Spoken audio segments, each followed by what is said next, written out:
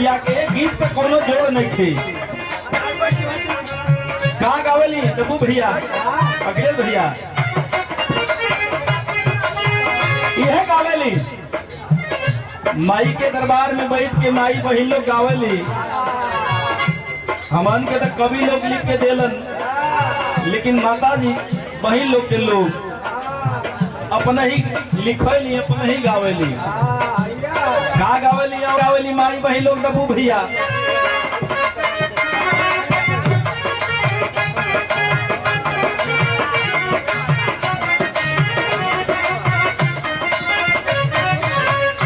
यह गावेली निबिया के डारी मैया, निबिया के डारी मैया नाम लिखा दुआरा हो की झूली झूलीला हो की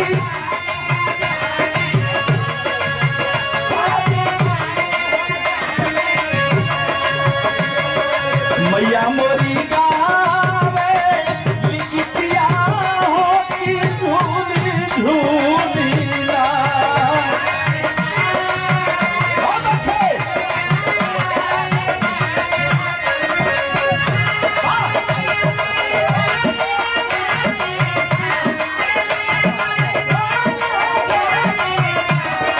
मैया मोरी गावे लिखिया हो।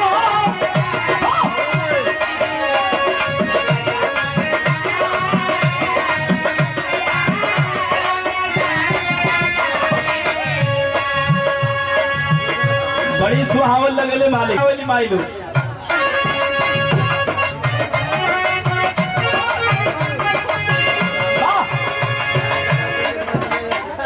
निबिया के डारी मैया नाम लिखा दुआरा हो की झूली झूलीला।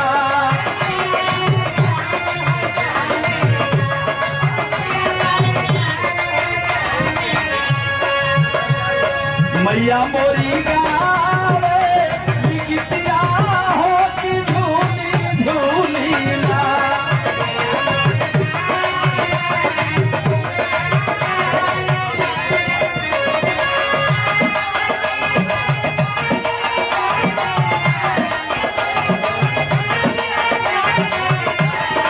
मैया मोरी गावे लिखिया हो।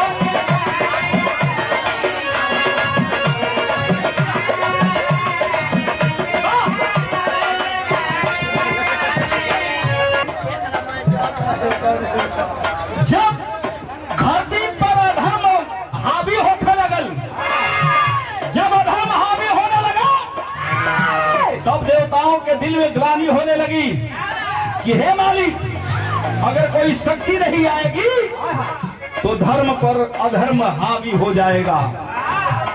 तब भैल का मास्टर जियो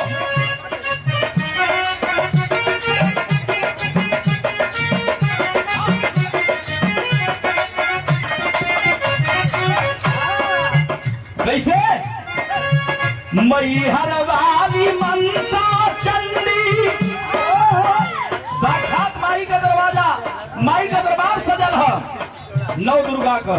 यह माई, यही माई खातिर देवता कैलन का मैहर वाली मनसा चंडी दुर्गा महारानिया हो जोगिनिया हमारी ना।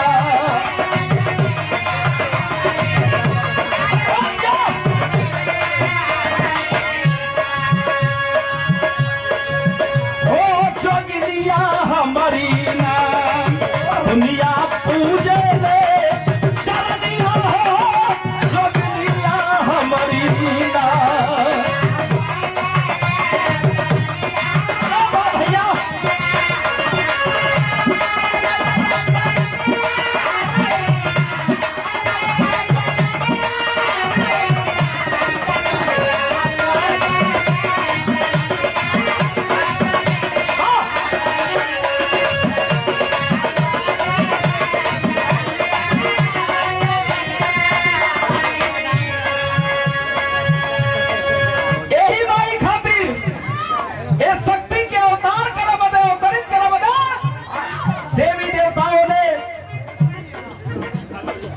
आराधना किया।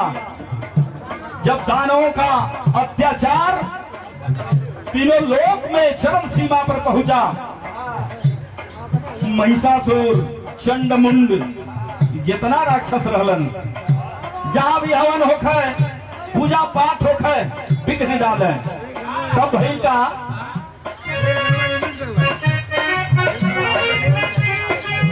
ऋषि मुनि कार पीछे, ऋषि मुनि कार पीछे बनों में पूजा दिया, हो जोगिनिया हमारी ना।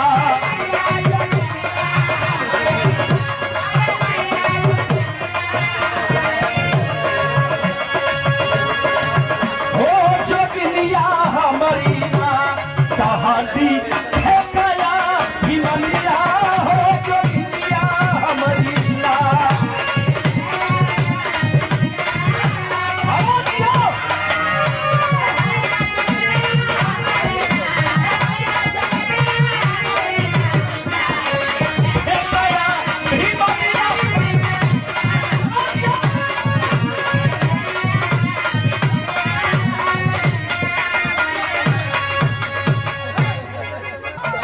ध्यान रहे, जब जब धर्म पर अधर्म हावी हुआ, मैं नहीं, यहाँ पर बैठे पढ़े लिखे लोग बैठे, पुरनिया दादा माई बहन लोग सब बैठल बा। जब जब धर्म की हानि होती है, तब तब कोई न कोई शक्ति अवतरित होती है और दुष्टों का संहार करती है। कैसे मास्टर?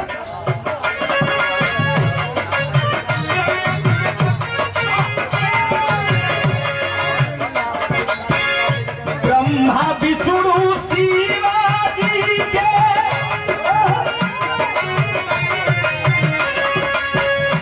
ब्रह्मा विष्णु शिवाजी के पढ़ल परसनिया, हो जोगिनिया हमारी ना।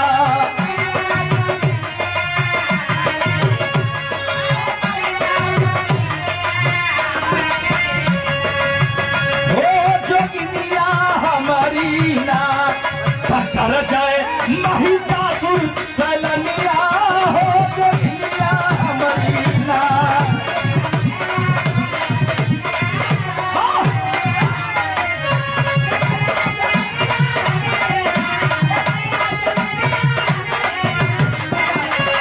अरे क्या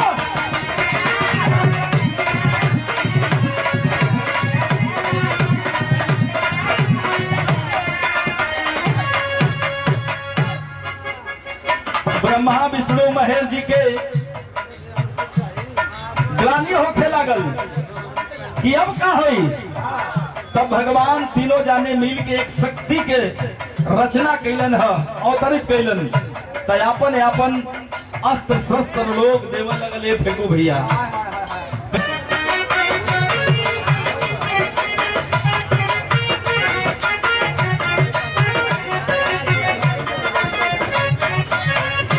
चली है माता, आवा। भोजन हो गई? अच्छा। और हमारे बड़े ही अजीज हमारे साथी, बहुत सहयोग आज भी है, पूरा है। सूरत भाई की ओर से बहुत रुपए का आशीर्वाद, भाई को बहुत बहुत प्रणाम करता हो, नमन करता हो, वंदन करता हो। कैसे माता रानी जब चल ली है, अवतार जब भइल है नव दुर्गा का, तो कौने भेष में चल ली है?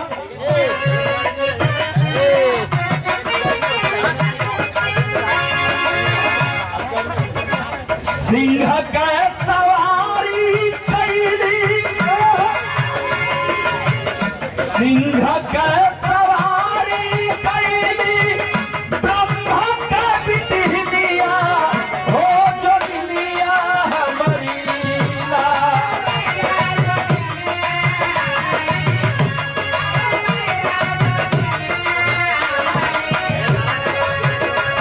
हो भैया जोगिनिया हमारी ना, पत्री सुनते हमें हो, लदनिया हो जोगिनिया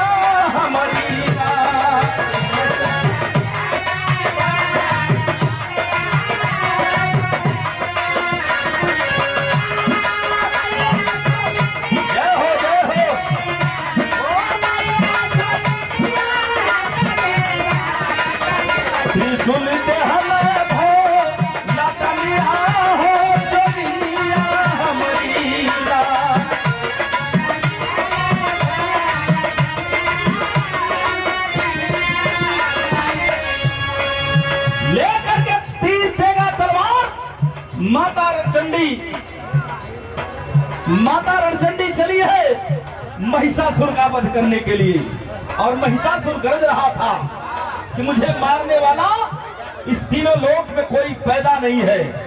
तब होखा का लगन माता रानी चल रही है। वाह